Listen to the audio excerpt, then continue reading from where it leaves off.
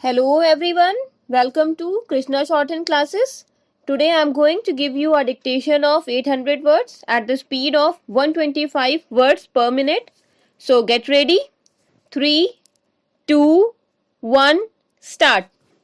Madam Speaker, a roof for his family is another concern of the poor. Far from the Benami properties earned by corruption, the poor only desire to have a roof, a small house by his earning of honesty. Our government is helping them so that they may fulfill the dream of their own house.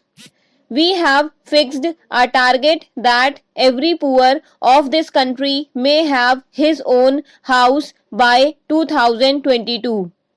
For this purpose, Prime Minister Awas Yojana has been launched in rural and urban areas of the country.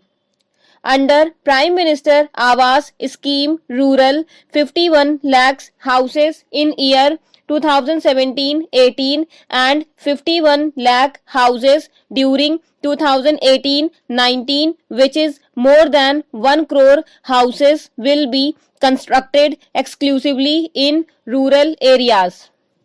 In urban areas, the assistance has been sanctioned to construct 37 lakh houses. My government will also establish a dedicated affordable housing fund in National Housing Bank funded from priority sector lending shortfall and fully serviced bonds authorized by the Government of India. Loans to self-help groups of women increased to about rupees 42,600 crore in 2016-17, growing 37% over previous year. Paragraph change. The government is confident that loans to them will increase to rupees 75,000 crore by March 2019. I propose to substantially increase allocation of National Rural Livelihood Mission to rupees 6,000 crore in 2018-19. Groundwater irrigation scheme under Prime Minister Krishi Sinchai Yojana will be taken up in 96 deprived irrigation districts where less than 30% of the land holdings gets assured irrigation presently. I have allocated rupees 2600 crore for this purpose. As my proposals outlined indicate, focus of the government next year will be on providing maximum livelihood opportunities in the year rural areas by spending more on livelihood, agriculture and allied activities and construction of rural infrastructure.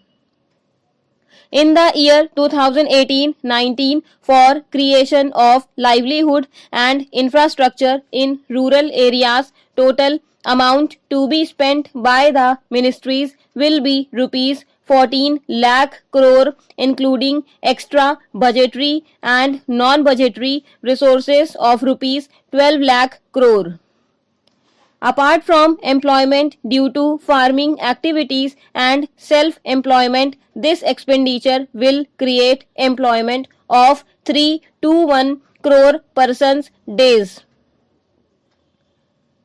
51 lakh new rural houses, 2 crore toilets and provide 2 crore new household electric connections. Paragraph change. My government's goal is to assist and provide opportunity to every citizen realize her full potential capable of achieving her economic and social dreams. Our government is implementing a comprehensive social security and protection program to reach every household of old widows, orphaned children, Divyang and deprived as per the socio-economic caste census. Allocation on National Social Assistance Program this year has been kept at rupees 10,000 crore. We have managed to get children to school, but the quality of education is still a cause of serious concern.